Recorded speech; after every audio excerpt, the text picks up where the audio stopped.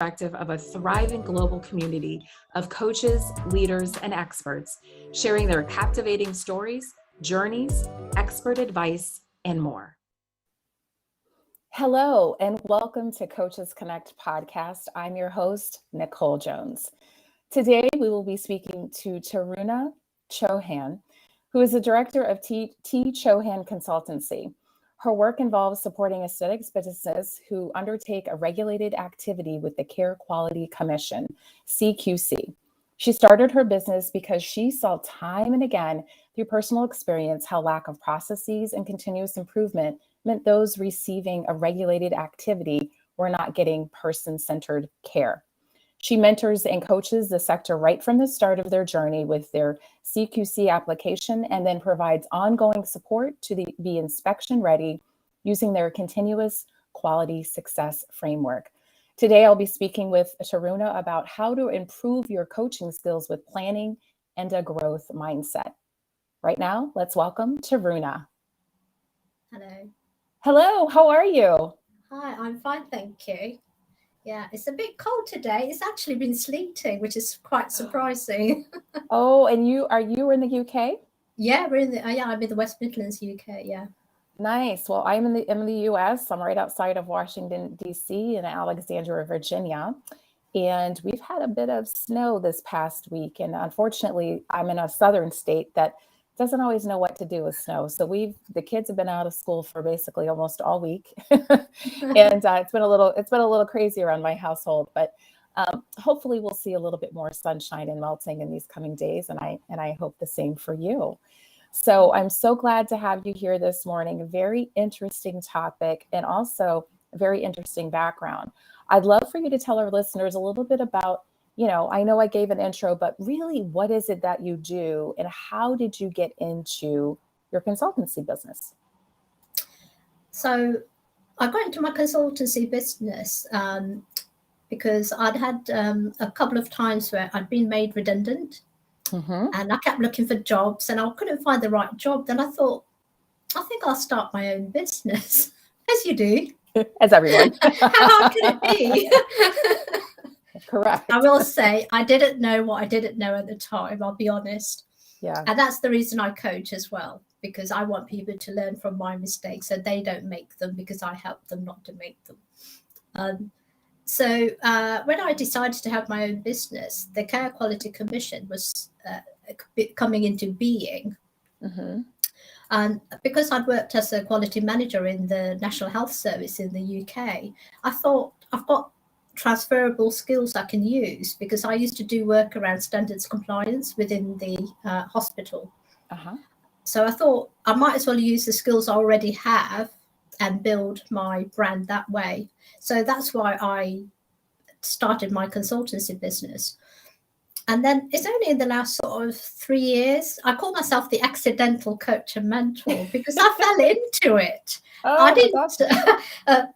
It was a conversation with Carrie Dorman, who's the founder of the Association of Business Mentors. Uh-huh. I met her at a networking meeting. I'm an avid networker. Nice. And we started talking, and she said, "You do realize that what you do is coaching and mentoring?" I said, "Really? No, I didn't." And I said, I do love that aspect of it. She goes, "Oh, well, would you like to do more?" I said, "Yeah, I would actually." So she invited me to their conference, and I fell in love with the whole mentoring thing. And I subsequently became a member. I did some training with them, and now I'm one of their regional heads as well. So I really enjoy it. I enjoy like in terms of mentoring, it's my experience and things I can give back to people, give them ideas of what they can do. In terms of the coaching, it's really great when you get those light bulb moments from the people you're working with, because sometimes I don't really know what they're going to bring to the tables. At times I do, because I work in different ways with different members, depending on their needs. But sometimes I don't know what they're going to bring to the table, and it's as interesting for me as it is for them.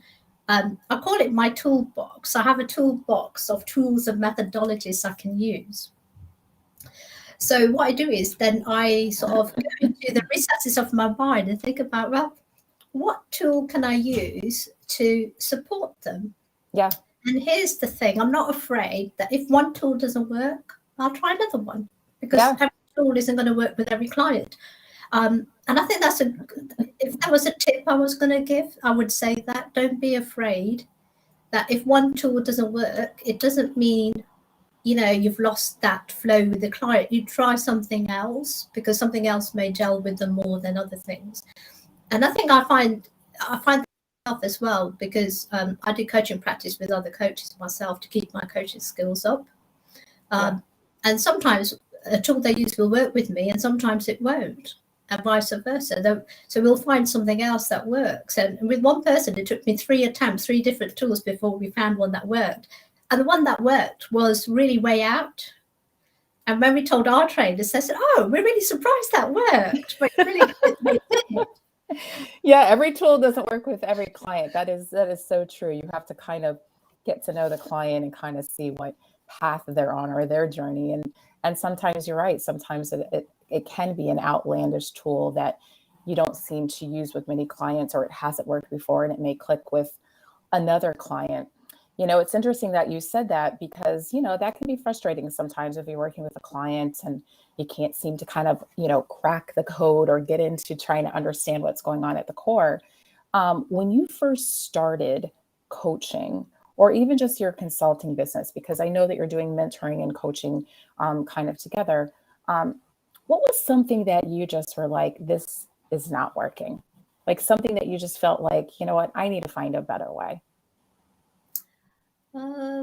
That's been various things along the way, because when I first started, I'll admit, I was a bit like a magpie. I'd go for this thing and then this thing. Oh, let me try that. Yes, the shiny object syndrome. The shiny object. So, yeah, absolutely. And I learned very quickly that it's better to take a stand back and see what's actually working and not working. So what I found wasn't working was not giving things enough time for it to flow and get into flow and work. So giving up on something really too quickly sometimes. So that could be, if I devised a package, or if I did some training, rather than tweak it and then, move, it's better to tweak it than just think, oh, I'll try something totally different. Yeah. So it's taken me years to get to where I am. So now I actually have developed my own framework, and I call it the continuous quality framework. And it's a framework I use in all my different packages and that. And that really, it helps my clients, but it helps me because I know what I'm working through, if that makes sense. And it's a circle. So because the standards is all about continuous improvement. So it's a circle. So you sort of go through the cycle, and then you can start again, and you go through the cycle, start again. And I find that really works. But it took a few attempts before I got my framework, which now I use in all aspects of my different packages that I offer my clients. Oh, I love that. Thinking about this continuous circle, right? Because I think as coaches, sometimes we're like, okay, this is what we're going to do. And we want to stick to it. But sometimes it's not working, right? And thinking about the continuous circle, either in coaching or other aspects of people's lives, when you're talking about improving your coaching skills with planning and growth mindset, how did you kind of think about this circle to get down this path? So for me, it's I have a 6-month program that I do in terms of the coaching. So what in the first session, I will say to them, what is the outcome you want by the time we finish this program? Is there an outcome that you're looking for? And if they are, then we talk about what areas they're lacking in, or where they have challenges, issues. And then I set them a few different tasks as things. I like doing the values wheel. I do what we call the river of life. That's a really interesting one. I like to do that in the first session because it gets them to think about their life. And it's amazing what people have done throughout their life that impacts on what they're doing now or how they feel now. And then you can pull strands out. So I sort of use that. So I find, using different tools. So although it's a circle, it doesn't mean I get stuck if something doesn't work. It's about using different things. So you're always flowing. So it's more a flow than a rigid thing, if you see what I mean. Yeah. And so what do you think has been sometimes coaches can see themes with some of the clients that come in, because some of them are working with the same types of clients, right? I do executive coaching, so there are some similar themes that can kind of come in the business that you're doing. What are some of the themes or some of the biggest hangups that some of your clients have when you're coaching them? Right. So one of the themes that always comes up is around planning. So Okay. I'm a bit of a planning ninja. Okay, tell us more about that. I know our listeners want to hear a little bit more about planning. So, like I'm really great at planning holidays. Like I have a schedule of what we're going to fit into where we get. We do have relaxation time. Don't get me wrong. Yes. But I start with, you like to plan. Yeah, but I like to plan because I want to make the most of it. Yes.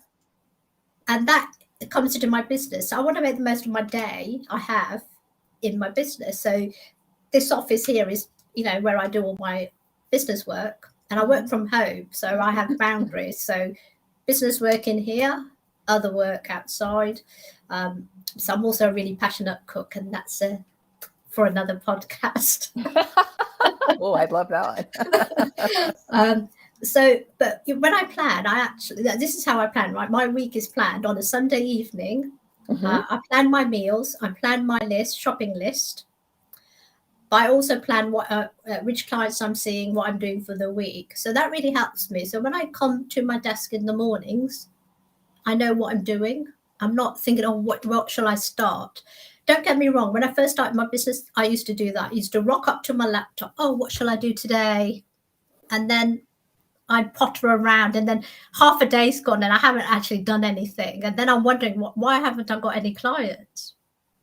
It took a mind shift and a mindset change. I thought, hang on, when I used to go to work, I used to be really good at this. So what's changed? And the thing was, when I had that 9 to 5, it was quite rigid, but I used to plan around that. So I said, right, that's what I've got to do now.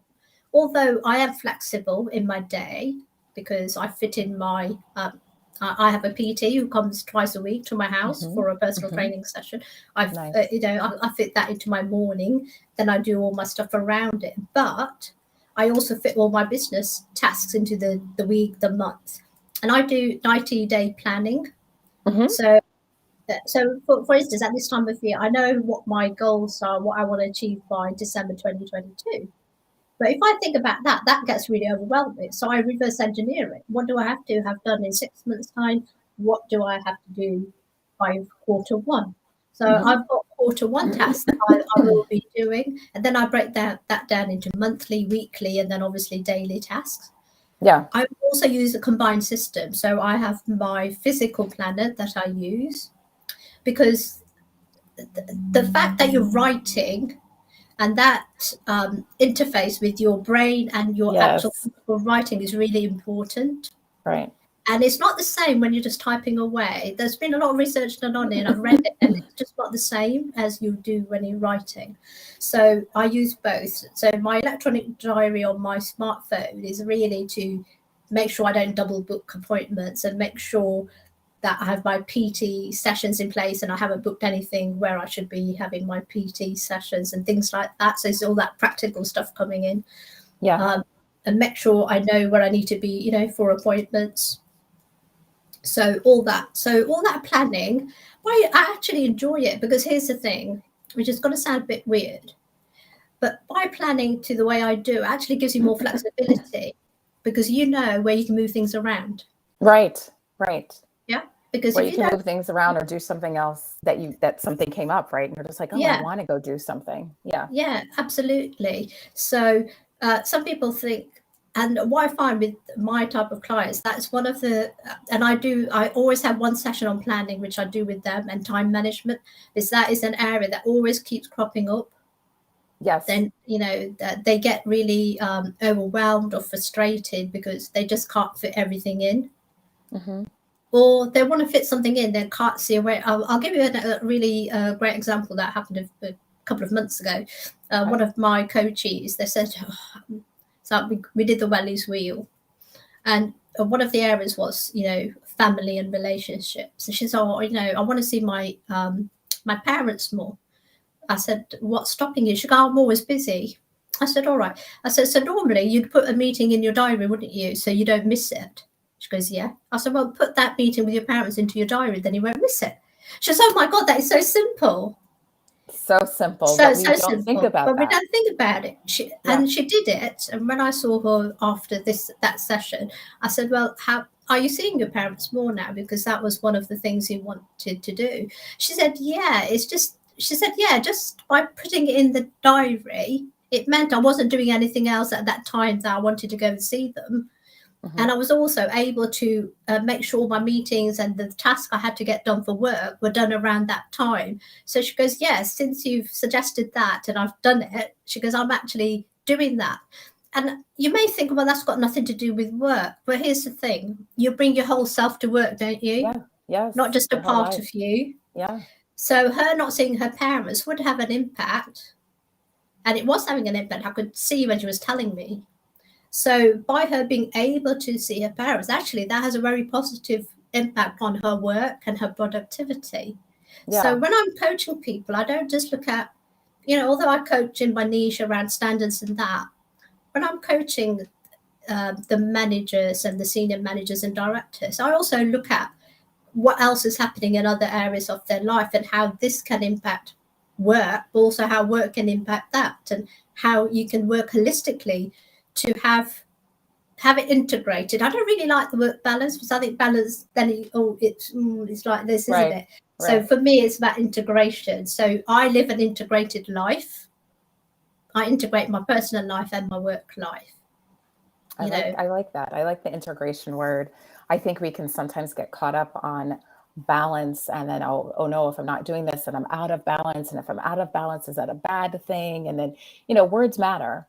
And lots of times we put a lot of weight on certain words internally. And oftentimes people don't even know themselves that they're putting weight on that, or that others are putting weight on them. So that's I like that word, integration versus balance. And through you kind of figuring out this planning and now helping your clients with planning, how long did it really take you to feel like, I think I got it down? Right? Because sometimes we have, I'm going to do it, I'm going to give it a try. And then, it kind of fizzles out after a couple of weeks. Like, how long did it really take you to be like, this is what I need to do? This is what I wanted to do to really improve myself moving forward? It's probably a couple of years, if I'm honest, because like you said, it's really easy to break a habit, and a habit takes at least 25 days of you doing it on a regular basis. Right. But once I saw I was getting good results by doing that planning on a Sunday evening, so now it's just become a habit, and I actually enjoy it, I'll get a couple of my recipe books out, and I'll look on my Cookie-Do platform, because I have a kitchen appliance called a Thermomix, and I use that for my cooking. Saves me time. Yeah. And I actually sit down and think about, and I also know who's going where. So if somebody's going to be out for the evening, because my daughter lives with us, so I work around that, and about what dishes can I make. And it's also how busy am I in the week as to what dishes I make. So, and I know you think, oh gosh, she really spends all that time planning her meals. But for me, what I put into my body is so important, because I want to be nourished. And if I'm nourished and energized, it helps me to help my clients. So for me, that's part of my self-care, is having good food. I can have good food if I plan. Mm-hmm. Yeah. So that's part of it. But then also, I planned, I've got dates in my diary, like for April, May, July, August, because I want to make sure all the important dates are in there, and then I work around things. Like I'm working with my PT for a long-term basis now, twice a week. She's in my diary for the rest of the year, regardless of whether I decide to continue with her or not, because to me, that's a non-negotiable. Right. Yeah. Right. So that's the planning I do. It's taken me a couple of years, and I think the thing that really did it for me is 2018 on Boxing Day, I had an emergency appendectomy. And you may, well, what's that got to do with my business? Well, there was a lot of stress going on in my life at that time. my business wasn't doing as brilliantly as it could have been. And it was at a turning point where I would have had to make a decision. Do I carry on or do I fold the business? I had one client. So I thought, I'm not going to fold the business. I've got one client. I can't. Right. And you know what? In that time, while I was recovering from my operation, I decided, right, something's got to change. I can make this a success, but I've got to change. I've got to change my mindset. And I think it's from that time, I invested in coaches for myself. And from that time, where I've been investing in coaches myself, I have a mentor, where I made that decision that I'm going to make this business work. I'm going to be visible. I'm not going to wait for people. People can't come towards me if they don't know I exist. Right.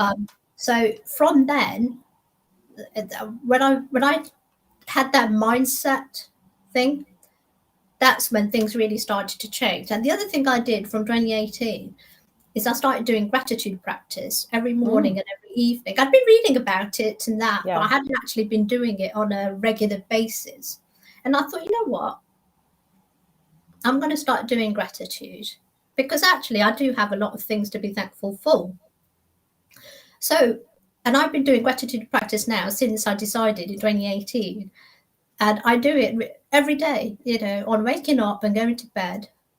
And sometimes it's the littlest things, like I'm glad for a warm bed, or I'm glad I did my meditation. Those little things matter, though. Some people think they need to be grand. Some people are like, I need to have a grand thing that I need to be thankful for. No, grateful for. No, it's all the little things that you're grateful for. Air that we breathe. Air that absolutely. We breathe. Yeah, it's a good one. And you know what? The universe, once you're grateful, the universe realizes you're grateful, and guess what? It sends you things as well. Yes. It sees you're open to this, you're being gratitude, you're being kind. And I think that's made a big difference, doing that gratitude practice, changing my mindset, having my own coaches, having people keep me accountable to what I need to do, what I want to do.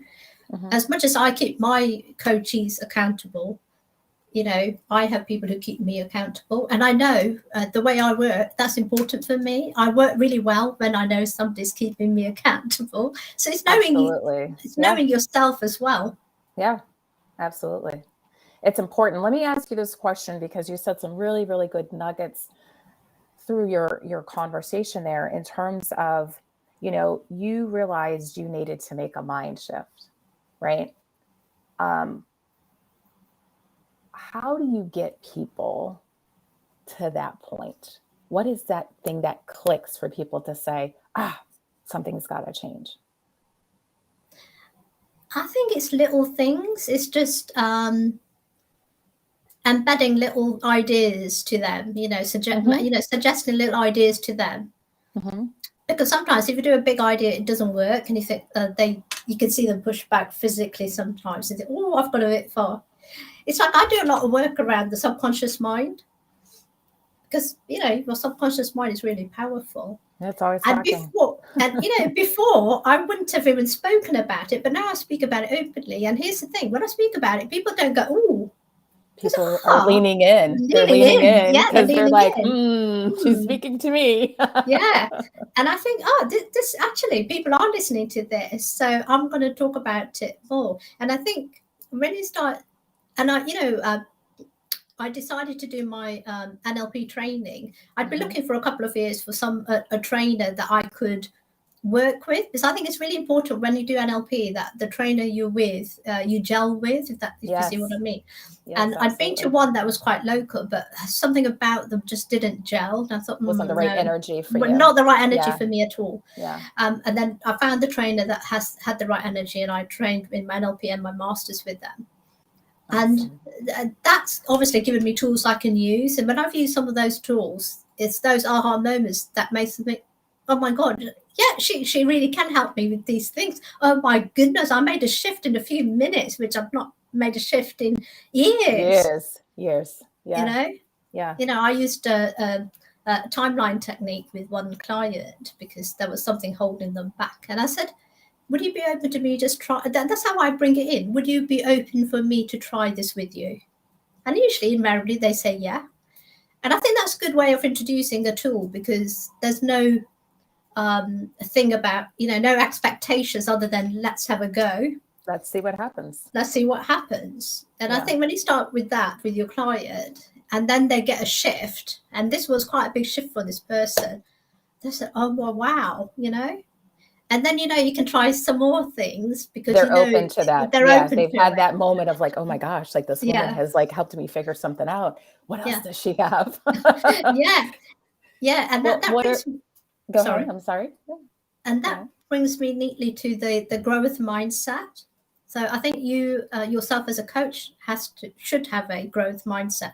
And I always say to people, I'm a lifelong learner, and I am. I was thinking before I came on, I'm doing 3 courses this year. That's a big undertaking. They're not like little courses. One of them's going to be for 9 months, which I'm going to start in November. But, like end of January, I'm doing MBIT course, which fits in really nicely with the NLP things that I do.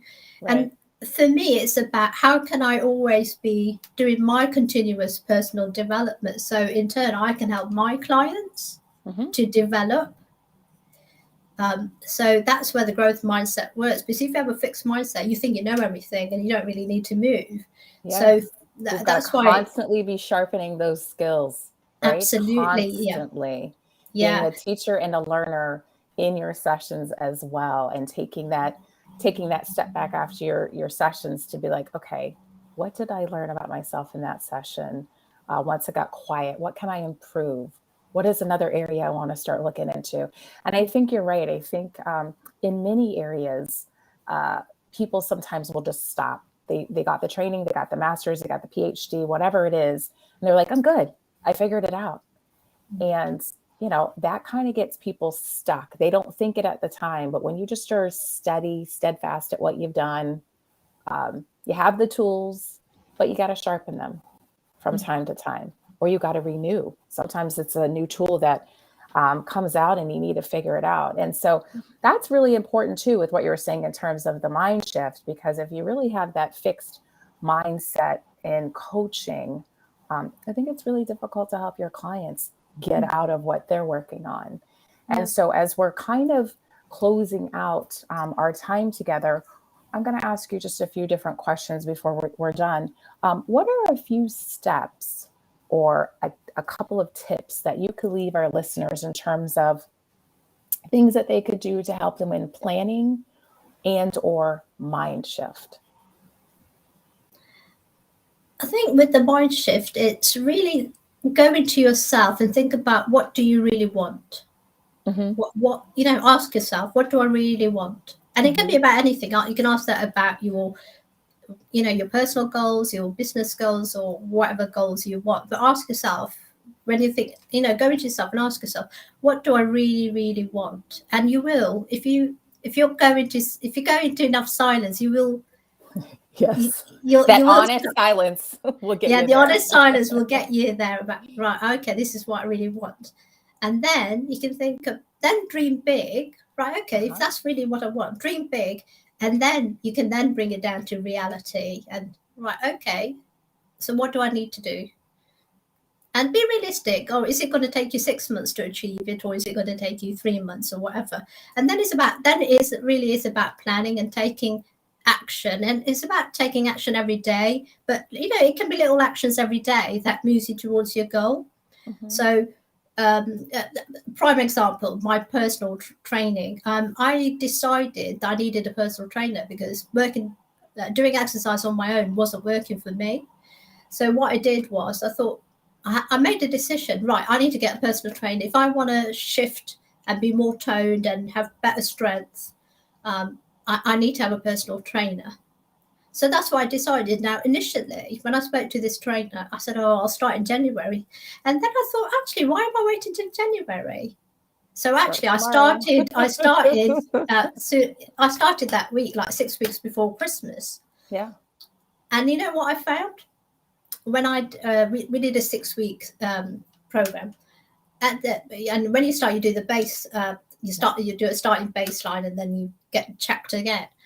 I had improved, but not only that, I'd met my goals pre-Christmas, and it was great because it made me really feel great. And now I'm continuing. And, my first session was on bank holiday here, which holiday. But I said, if you're happy, I'm happy. I was up at 8:30 on a bank holiday with my personal trainer. That's a mind shift. And that's what you need to have to want something enough to then do it on a consistent basis. Yeah. And that's actually a really good, almost like quote. You have to want something enough to do it on a regular basis. I like that. I like that a lot. Well, thank you so much for your time. How can people find you? Are you on LinkedIn? Like, how can people get in touch with you if they want to kind of chat about some of this stuff that we've talked about today? Yeah, so I'm on LinkedIn. I also have a website, and they can complete a form and I'll get a message and we can set up a call. So those are the main two that you can find me on, LinkedIn and that. And okay. All right. Well, thank you so much today, Taruna. It was a pleasure talking with you, and I look forward to connecting with you again. Take care and have a lovely evening. Thank you. All right. Bye-bye. I hope you enjoyed today's discussion. Make sure to follow us to catch more episodes of the Coaches Connect podcast.